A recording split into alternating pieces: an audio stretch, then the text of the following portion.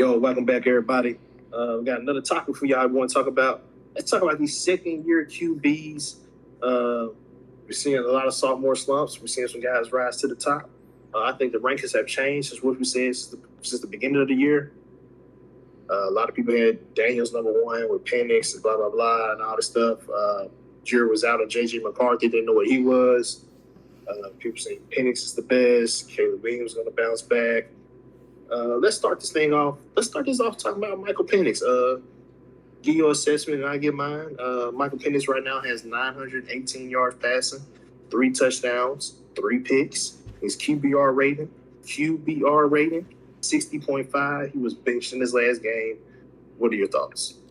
My thoughts is I wasn't high on him when he came out of the draft. He got his butt whooped by a Michigan team in the championship. He was not worth the 9th pick when the Falcons had more holes and could have waited on the quarterback, especially coming out of this year. Well, the year that just passed.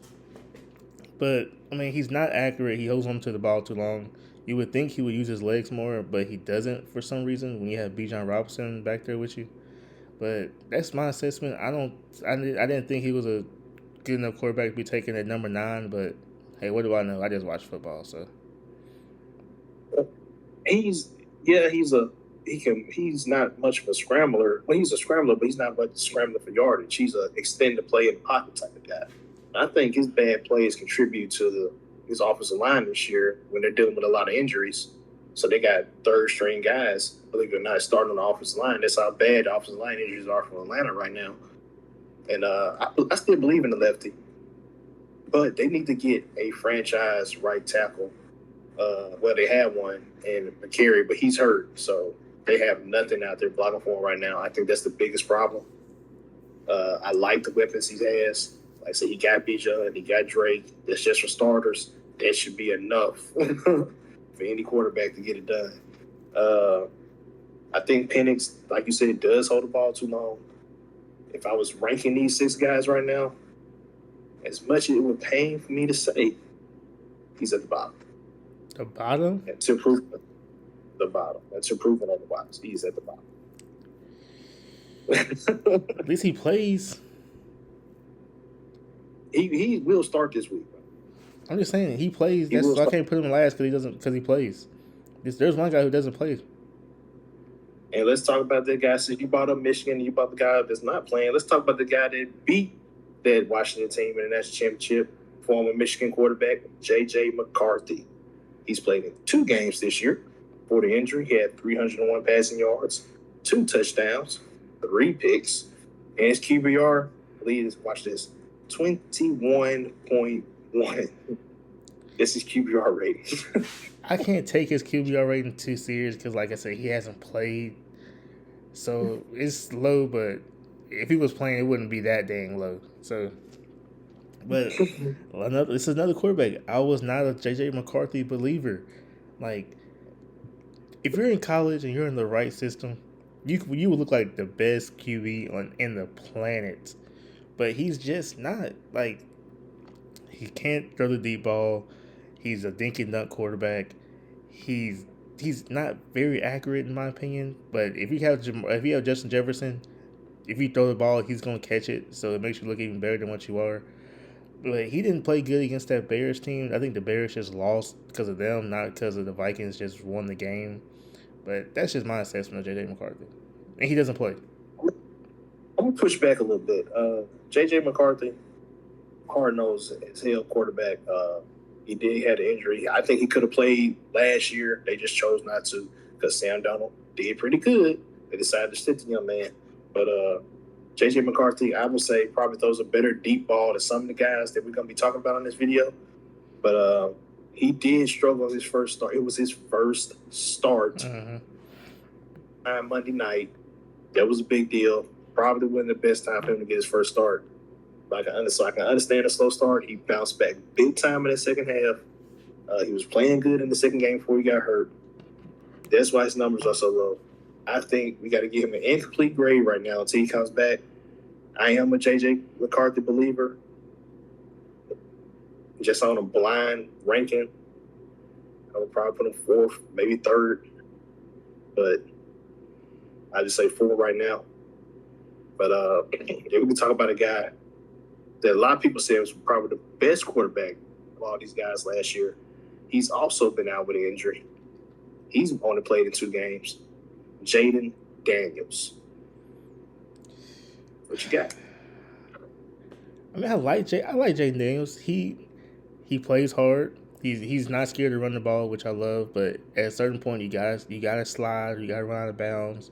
He fights for the extra yarders when he doesn't need to because he's a small quarterback.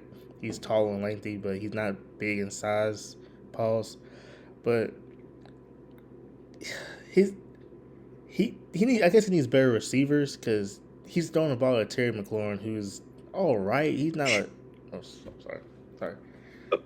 Producer Dan might be listening. Shh. Don't say that. He's the best receiver in the world.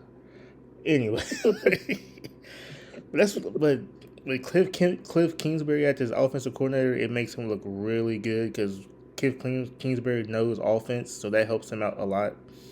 But that's just my assessment. I don't think he's top 10 and no by no means. So you don't think Jaden Daniels top 10 quarterback? I don't. Could have sworn he was on your top 10 quarterback list. But he wasn't. He wasn't. What? I can go check right now.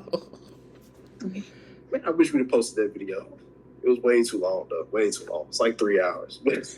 He's definitely not my top. He's not my top 10. All right. I forgot to reel off his stats, man. In the 2 games this year, he has 433 yards, 3 touchdowns, no picks. His QBR rating is 34.2. I need to see why it's so low. Maybe it's because he's only played in 2 games. His completion percentage was low. My thing with Jaden Daniels, he is the reigning offensive rookie of the year. Get him, man, his props. I think this man can play. I believe in Jaden Daniels. That's a franchise quarterback if I've seen one. I was high on him in college. I think the transfer to LSU was the best business decision he could have made. Arizona State fans were mad about that, but they called him trash and this and the third. And I was like, y'all are crazy. This guy is a baller. I hated going to LSU. I'm so glad he's proven that he can play in this level. Shout out to Jaden Daniels, man. I think the Commanders are going to give a lot of teams hell in the future if they can keep this team together. They do need to find some weapons on the outside. I don't believe in the guy they just gave his money to. Terry McLaurin, ain't it? But I do think Jaden Daniels is a good quarterback. I think the best is yet to come for him. Another guy, I think we've probably already seen his best, and I think he is what he is right now. And that's going to be Bo Nix out there in the Denver Broncos.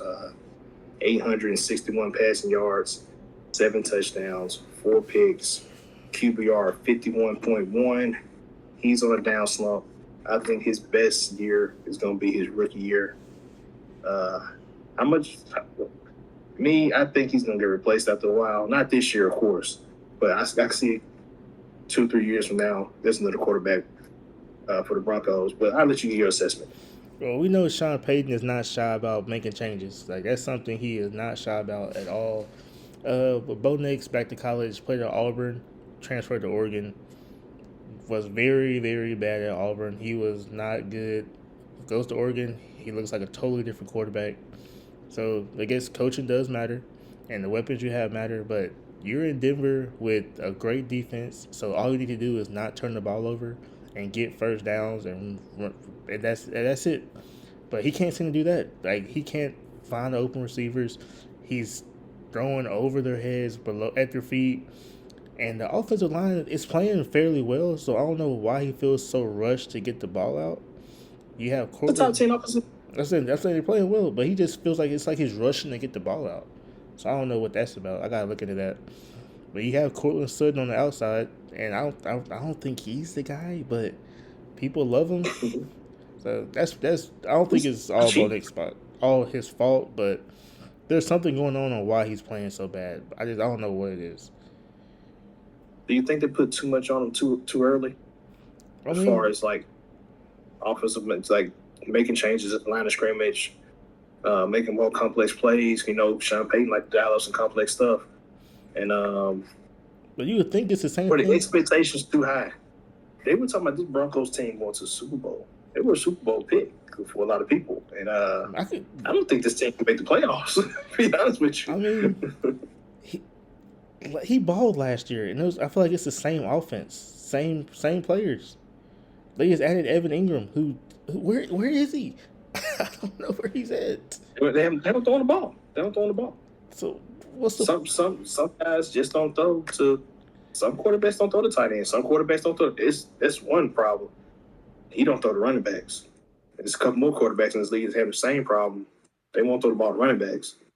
Throw the ball to the flats. Throw the ball to the tight end for the short game. 5 or 6 yards is okay. It keeps the ball moving up. Mm-hmm.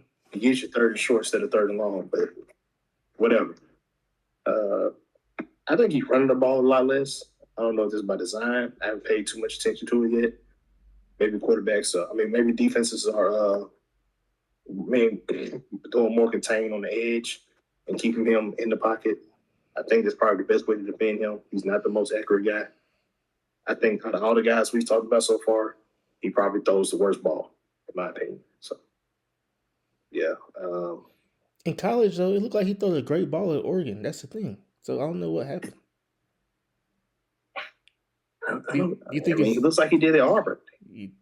Exactly. So do you think it's the weapons he has? Definitely think it's weapons. I mean, I don't know. I can't put my finger on it. I don't think the weapons are as bad as some of the other guys we talked about. Like his weapons are better than Jaden Daniels. Yeah. So I mean, and Jaden Daniels won Offensive Rookie of the Year, so I don't know. Well, speaking of a guy that ain't got no weapons, or didn't have no weapons, we got two guys left. One guy that doesn't have weapons, and one guy that has an abundance of weapons. Still can't give him the ball. Which one you want to talk about first? Let's talk about the guy who has all these weapons but can't give him the ball. All right, Caleb Williams, you're up. Caleb Williams, 927 passing yards, 8 touchdowns, 2 picks so far this year. QBR rating 62.3. That's the highest we've heard so far. 62.3 QBR rating. Want to get your take on Caleb Williams? Why is QBR so low? I feel like he's not playing bad. I don't know. QBR is different from passer rating, so it depends on it bases on your passing on third down, situational stuff, all that stuff come to play. 2-minute drill type stuff, Look, Caleb Williams, you are playing pretty above average, in my opinion. You found out how to give Roman Dunze the ball. Thank you from a fantasy team. I appreciate that. He's a number one receiver on the team. He's number one receiver. You still have DJ Moore though. I don't know where DJ Moore's at. They traded I think it was a 4th round pick for DJ Moore. So I'm trying to figure out where is DJ Moore. If you're not going to use him, trade him. Because you kind of don't need him at this point. Because you still don't need him, man. You have Luther Burden now. You have Luther Burden who can run the deep ball for you and run slant routes and get open. So why? Can do it all. I'm not gonna say it. I'm gonna say it. I was higher on him than Rome Odunze, but that was me because I didn't think Rome Odunze was really the guy at Washington. He was good, but different quarterback. You never know how he's gonna turn out. I thought Luther Burden was great at Missouri, even with all the abundance of bad quarterbacks he's had. But different conversation. Like I was saying, I'm happy with what Caleb Williams is doing. If he continues to play like that, they can give Lions a run for their money, in my opinion. Because they play each other the second game of the season. You don't know how things go, but later on, I think they're going to give the Lions a run for their money if Caleb Williams continue to play like this. So how much of it is Caleb Williams and how much of it is Ben Johnson? I think it's both. Because think about it, Jared Goff was good in LA, but he's way better when he got to Detroit. Granted, his weapons were better in Detroit, but Caleb Williams' weapons and offensive line is way better than it was last year. So I credit Ben Johnson for helping unlock these weapons. And Caleb Williams. I credit Ben Johnson a lot. I'm not taking anything away from Caleb Williams. was not a Caleb Williams truther coming into the season. I wasn't a Caleb Williams truther coming into the draft. I didn't think the guy should have been the number one quarterback. I thought it should have been Jaden Daniels. But, you know, he was a first round quarterback. Don't get me wrong. I just think he was the first quarterback. Make sure I say that. He has played pretty damn good these last 2 weeks. Not gonna take anything away from him. He broke the curse. He was 1-11 before winning these 2 games. So I want to give a shout out to that because the previous 12 games he was getting it done. With Caleb, I will say he does pass the ball to tight ends. He does pass the ball to running backs. He passes the ball at all 3 levels, and that's something to talk about. I just don't like his attitude when things don't go his way. When he throws a pick, he looks defeated. When they lose, he looks down. He doesn't pull the team up when they're struggling. So if everything's going right, you're good. But if you have one of those days where ball is just not coming out the hand right, receivers can't hold on to it, he's not the guy that's going to bring the team up. He's going to be moping on the sideline with everybody else. But that's just a pity pat gripe right now. Caleb Williams, keep playing how you're playing. You're starting to win me over, but you haven't won me over like this next guy we're going to talk about, Drake May. Personally, I think he's having a good season. 998 yards, 7 touchdowns, 2 picks. Also has a rushing touchdown we haven't talked about. And his QBR rating is 63.9. That's the highest so far. Completion percentage this year, 74%. 74% is really good. That's fantastic for someone who doesn't have any weapons at all. This man made Keyshawn Boots look like wide receiver 2 in fantasy. Like, it's crazy because he still has Stephon Diggs, who is washed. Who had a good game this week? He actually showed up this week. Is washed. But then again, what do I know? But shout out to Drake May, man. Like, I wasn't a Drake May believer before he came out in the draft, but he's shown me that he has grit and he's tough, and he, win or lose, he's gonna give it his all no matter what. He's not gonna mope. He's gonna lift his guys up. But they finally got him a left tackle in Will Campbell, who's gonna help out a lot. They have a star running back who they will not give the ball to. Still, another conversation for another day. Don't get me started on that. But if they give that ball to the star running back, it will help Drake May out a lot in the passing game. On that second that, I do like this Bengals left tackle, Will Campbell. I thought for sure this guy was going to be a guard. They said, no, he's a franchise left tackle. And boom, bada bing, the man's looking good out there. He can be the left tackle. I'm okay with that. I think you need to draft another offensive lineman. They will. There's some trade talks they're going to get a wide receiver. Say that for another video. But if they get this guy a wide receiver, I think that would really help their offense. I think I like how he gets the ball to the tight ends. I just like this combination of him and Mike Vrabel. I like Josh McDaniels leading this offense. He knows how to play with these type of quarterbacks. I think Drake May is going to lead this team far. May not be this year, may not be next year, but I think if they can keep this team together and Drake May can stay this quarterback, they could be making another deep playoff run pretty soon with this team. Would not be surprised if these guys get to the Super Bowl at some point. Really like what I see from Drake May. Could be jumping the shark here, I probably am, but out of all these guys we talked about, he's my number 1 QB right now. I think he has the highest ceiling. But I'll let you say what you think. Well, I think they need to shore up that defense to really help Drake May, because the defense it looks good, but you're in division with the Bills, the Jets, who don't look terrible. They just, I don't know what it is with the Jets and the Dolphins. Probably the winningest team you ever seen. Like literally. So they gotta shore their defense up. They do gotta get another receiver, because Pop Douglas and Boutte, they're not gonna get it done by themselves. And Stephon Diggs isn't what he used to be. He's making Hunter Henry look like the guy from like 2012 or 2013, whatever it was. Like, Hunter Henry looks great, but it was good, man. They gotta get Drake May some help.